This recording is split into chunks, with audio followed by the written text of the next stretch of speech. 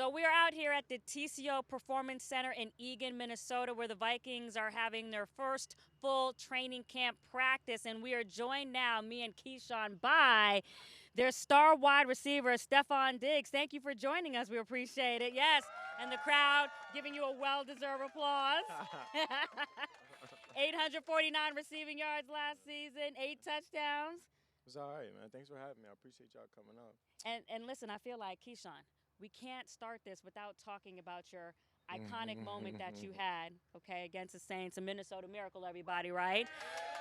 Such an indelible moment. I was there. Still, I can't, get over your reaction in postgame. So momentous. I'm just curious, how have you continued to kind of live that out in the offseason and also now start to move past that, particularly with how the season ended after that? It was definitely it's been a fun off season. I've had a lot of things go on, a lot of off the field stuff that I had to get done. So I kind of, each moment has been special as far as like doing different things, as far as like reenacting it for certain people. And oh, you did that? But yeah, so okay. It's been pretty fun. But I kind of keep it pretty much even keel. Like I try not to get too up about it because it is in the past. Our last game didn't go as good as I would like to. So I remember that going into this new season. Kind of like, you don't want to just throw it away. I just put it in the back of my mind. Definitely a blessing that happened to me. So I'll never forget about it. You reenacted it? Well, I'm sorry. Wait. Yeah, for it was like a Facebook thing. So it was like reenacted with me and my brother. Also described from his point of view. That was his first NFL game. So it's been some fun stuff. Okay. You had fun doing it, but you got a different quarterback now. Yeah. There's no more Case Keenum throwing you that pass. You'll now have Kirk Cousins, the $84 million quarterback who actually interviewed with us today as well. Nice. And we talked to him about the money and the pressure that comes with the money. Having him at the quarterback spot in a short period of time from the spring now through summer, how is it different than having Case? They're somewhat of the same guy as far as like approach to the game. I get a little bit more jokes out of Kirk. I would say that he's definitely a character, but he's one guy that approaches the game really, really, really serious. As far as like his preparation and his communication through with the guys, as far as like what he likes and how he wants things done. So we're all pretty much trying to get on the same page at this point. You know how the wide receiver position is, and you know how hard it can be if you're not on the same page as your quarterback. So that's what we're working on right now. He's handled it really, really well. Is there a big difference in the manipulation of the football between Case and Kirk? Who throws the ball harder? Do you feel more comfortable with the way he's passing the ball versus the way Keenum? You guys are in sync now, or will it take time? Trying to save you. I mean, for me, I don't care. As long as it come my way, I gotta make something shake anyways. I don't really care how it come, hard, soft, or any kind of way. I just try to make the play. For me, it's not really about that. So I don't really sweat it too much. I just I want to build that confidence with him. I want to build that rapport with him. So just got to make it work. Wait a minute. You were just saying you get more jokes out of Kirk Cousins. Yeah. I know the seat flies around your neck. You're attracted to stardom. Listen, so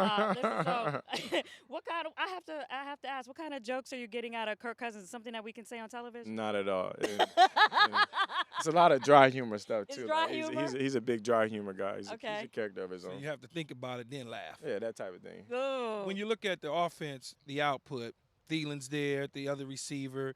You got Rudolph at the tight end, but you get Dalvin Cook back. Yeah. How is that going to open up the offense, especially from a receiver standpoint, where you could be utilized more in terms of the things that you do special, which is deep down the field? Dalvin's a baller. I say that in all seriousness.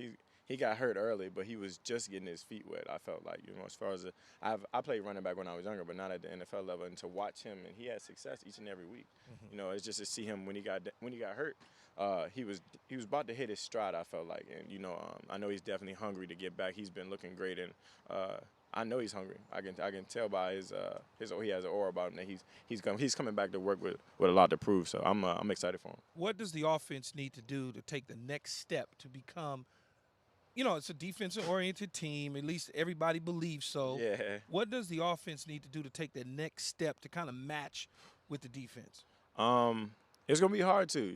As far as like we are a defensive team, and they do some great things over there. As far as like, our head coach is one of the best in the game. Sorry, Flies. I can't have it. I gotta swallow. I'm sorry. Next time we'll have the offspring for you. But It's not. It's them. You know, it's we work tandem. We work off each other, including special teams. So as far as like bringing what we need to the game, we're not really concerned about keeping up with them. More so doing our job. You know, if we do our job, it make it easier on them as well. So bringing up and just matching their intensity when they play on game day. That's what we're gonna try to focus on. I'm curious, and I know it's a hard game to flash back to, but is there something that you all learned from the game against the Eagles? Very uncharacteristic of the defense, giving up, 60 points in the last 6 quarters between the division game and that game. Offense wasn't going, particularly when you consider how you all were flowing against the Saints. What happened, and what one thing do you take away from that? It was rough for us, and not only that game, but the Saints game, we didn't play the best second half. Ever since that third quarter, we didn't have like smooth sailing. We weren't moving the ball really, really well as much as we would like to. So it kind of trickled over. But for us, we take it as like a learning thing. Like we definitely don't want it to happen again. And the way it did happen, it kind of blew up in our face. But kind of got to take it in stride and roll with the punches. Sometimes it happens that way. You're not gonna win them all. It's unfortunate when we lost, but goal is now game 1. We're trying to win again. Well, I can't let you go without asking you about your Instagram, because I feel like I'm flowing through my iPhone and I see you posing, selfies, I don't be on that. fashion shots, I don't be on that. fashion jeans, shoes. Yeah. I mean, what are you starting a second career as a fashion model? What's going on Nah, Instagram? maybe one day. I use my social media as a platform the best way I can. That's what I will say. But I dabble in everything. I try to post all my experiences, not too much. I can't show them everything that I do though. All right. Well, you're definitely voguing well on IG. Need to get this one on it too. He old school. No, I don't need everybody in my mix like that. Oh, I got you. Yeah, all his stuff is on VHS tape. Hey, listen, Stefon, we appreciate you joining us. Third leading duo wide receivers last year with you and Adam Thielen, 2,125 receiving yards. So get it going this year for the 2018 year, okay? Got you. Thank you so much for having me.